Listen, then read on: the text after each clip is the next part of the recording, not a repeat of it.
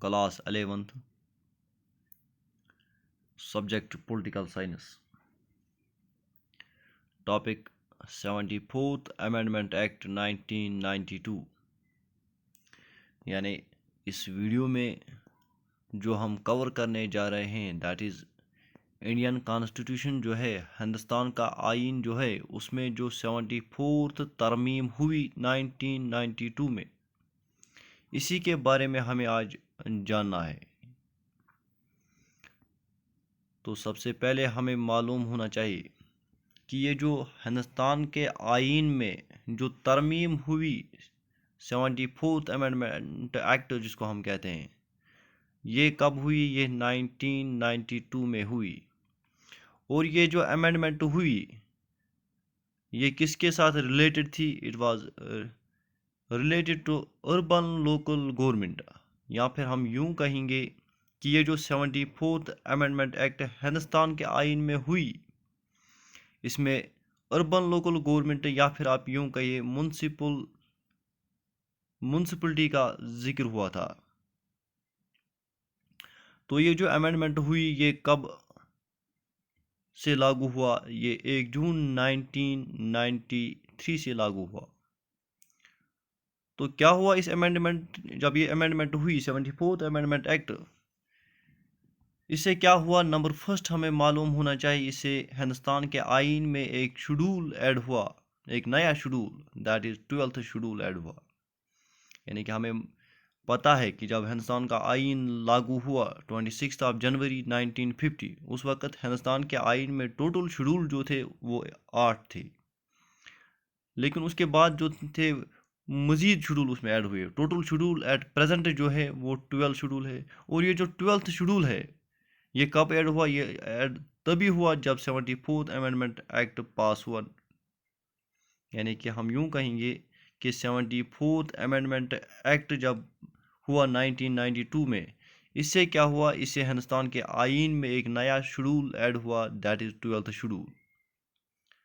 यानी कि हमें ये पता चलता है जो हिंदुस्तान के आइन में 12th शेड्यूल है, उस 12th शेड्यूल में अर्बन लोकल गवर्नमेंट या फिर म्यूनसिपलिटीज़ आप कहें उनका जिक्र हुआ है। तो इसके अलावा क्या हुआ? इसके अलावा हिंदुस्तान के आइन में इस अमेंडमेंट के ज़रिए एक नया पार्ट ऐड हुआ, that is part 9A, article 243P to 243G तक। और ये जो अमेंडमेंट हुई ये किसके पीरियड में हुए? PV नरसिम्हा राव, यानी कि जब उनकी गवर्नमेंट थी उसी टाइम पे ये अमेंडमेंट हिंदुस्तान के आइन में हुई। जिससे क्या हुआ? इस अमेंडमेंट के ज़रिए अर्बन लोकल बॉडीज़ या फिर आप यूं कहिए कि म्यूनसिपलिटीज़ को कॉन्स्टिट्यूशनल स्टेटस दिया गया, आइनी दर्जा दिया गया। और जब ये अमेंडमेंट हिंदुस्तान के आइन में हुआ, इससे क्या हुआ कि म्यूनसिपलिटीज़ जो है उनको 18 सब्जेक्ट्स पे पावर दिए गई। यानी they have power to exercise 18 function which are mentioned in 12th schedule. यानी कि वो तमाम जो सब्जेक्ट्स है जिन पे म्यूनसिपलिटीज़ को पावर है, अथॉरिटी है टू डिसाइड टू डिटरमाइन, वो हिंदुस्तान के आइन के 12th शेड्यूल में उनका जिक्र हुआ है। इसके अलावा इसके क्या क्या फीचर्स थे?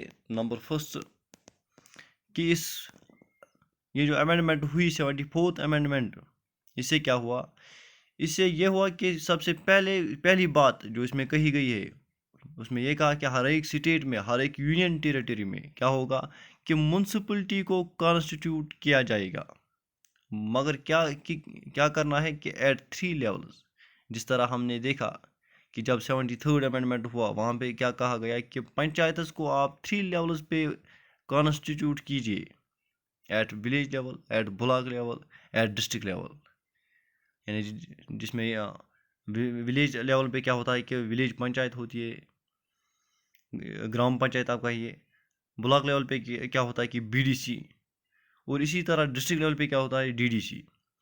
और सेम इस अमेंडमेंट एक्ट के ज़रिए क्या होगा, क्या कहा गया? नंबर फर्स्ट पॉइंट इसमें ये कहा गया कि आप म्यूनसिपलिटीज़ को 3 लेवल्स पे कॉन्स्टिट्यूट कीजिए। Number first at nagar panchayat, number second municipal council, number third municipal corporation. यानी कि 3 तरह की म्यूनसिपलिटीज़ को अमल में लाया जाए. यानी कि हमें ये पता चलता है पहला ही पॉइंट जो इसमें कहा गया है कि 3 तरह की म्यूनसिपलिटीज़ हर एक स्टेट में, यूनियन टेरिटरी में इस अमेंडमेंट के ज़रिए जो ये अमेंडमेंट हुई, इस अमेंडमेंट में ये कहा गया है कि हर एक स्टेट में, हर एक यूनियन टेरिटरी में 3 तरह की म्यूनसिपलिटीज़ का क़याम अमल में लाया जाएगा. नंबर फर्स्ट नगर पंचायत. ये किस एरिया के लिए होगा? उस एरिया के लिए which is in transition from rural to urban. यानी कि इसमें आपको एक बात का ख्याल रखना है कि अर्बन एरिया किसे कहते हैं. कि नंबर फर्स्ट पॉइंट उसमें ये कहा गया है कि उस एरिया की जो पॉपुलेशन है वो कम से कम 5000 होनी चाहिए. उसमें जो मेल वर्किंग पॉपुलेशन है, उनकी तादाद जो है उस एरिया में, मेल वर्किंग पॉपुलेशन उनकी तादाद जो है मोर देन 75% होनी चाहिए. मोर देन 75% किस में होनी चाहिए? कि नॉन एग्रीकल्चर सेक्टर. और इसके अलावा क्या कहा गया है कि वहाँ पे जो डेंसिटी है, पॉपुलेशन डेंसिटी, वो 400 पर स्क्वायर किलोमीटर होनी चाहिए.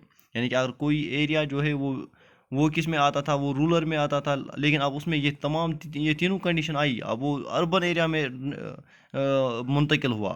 तो उसके लिए क्या कहा गया है कि वहाँ पे नगर पंचायत का क़याम अमल में लाया जाएगा.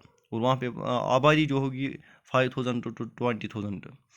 इसके अलावा दूसरी दैट इज़ म्यूनसिपल काउंसिल. ये उन एरियाज़ के लिए होगी जो स्मॉल अर्बन एरियाज़, या हम यूँ कहेंगे जो टाउन्स होते हैं, टाउन्स में म्यूनसिपल काउंसिल का क़याम अमल में लाया जाएगा.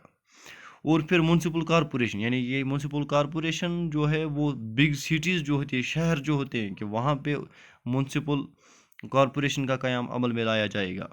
मिसाल के तौर पर हम जम्मू कश्मीर की बात करें, यहाँ पे जो लार्ज अर्बन एरियाज़ हैं, यानी कि जो सिटीज़ हैं यहाँ पे, श्रीनगर और जम्मू, वहाँ पे म्यूनसिपल कॉरपोरेशन है. और बाकी टाउन में क्या है? म्यूनसिपल काउंसिल है. इसके अलावा इस अमेंडमेंट में क्या कहा गया है? इसमें यह कहा गया है कि हर एक म्यूनसिपलिटी में, चाहे म्यूनसिपल कॉरपोरेशन हो, चाहे म्यूनसिपल काउंसिल हो, हर एक जगह जो वुमेन जो होती हैं उनके लिए क्या होगा? उनके लिए 1/3 ऑफ सीट्स रिजर्व रखी जाएंगी. मिसाल के तौर पर अगर किसी म्यूनसिपल काउंसिल या म्यूनसिपल कॉरपोरेशन में अगर जो काउंसलर्स होते हैं और उनकी तादाद 9 है, 9 में से 1/3 यानी कि 3 वुमेन होनी चाहिए. इसके अलावा क्या कहा गया? Seats shall be reserved for ST SC in proportion. यानी कि ST शेड्यूल ट्राइब वाले जो होते हैं, शेड्यूल कास्ट वाले जो होते हैं, उनके लिए हर एक म्यूनसिपलिटी में क्या होगा? सीट्स को रिजर्व रखा जाएगा उनकी पॉपुलेशन के मुताबिक. और एक और बात इसमें इन्होंने कहा दैट इज़ कि टर्म ऑफ म्यूनसिपलिटीज़. यानी कि जो म्यूनसिपलिटीज़ में जो इलेक्टेड रिप्रेजेंटेटिव्स होते हैं उनकी टर्म क्या रहेगी? उनकी टर्म 5 साल रहेगी.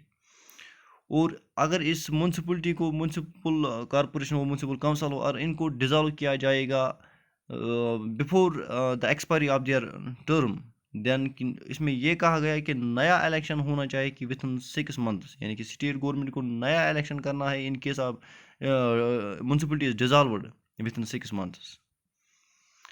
और इसके अलावा इसमें क्या कहा गया?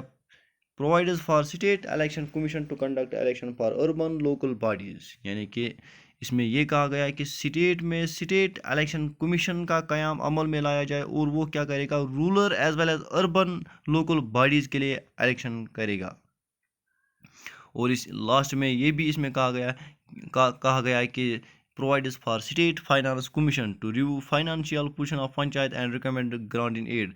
Panchayat and municipalities. यानी कि लास्ट में ये कहा गया है कि ये जो 73rd और 74th अमेंडमेंट में कहा गया है, इसमें ये कहा गया है कि स्टेट इलेक्शन कमीशन का क़याम अमल में लाया जाए ताकि वो इलेक्शन कंडक्ट करे panchayat as well as municipalities के लिए. और इसी तरह स्टेट फाइनेंस कमीशन का क़याम अमल में लाया जाए, और उसका काम क्या रहेगा? कि to review financial position of panchayat as well as municipalities and recommend grant in aid to these local bodies.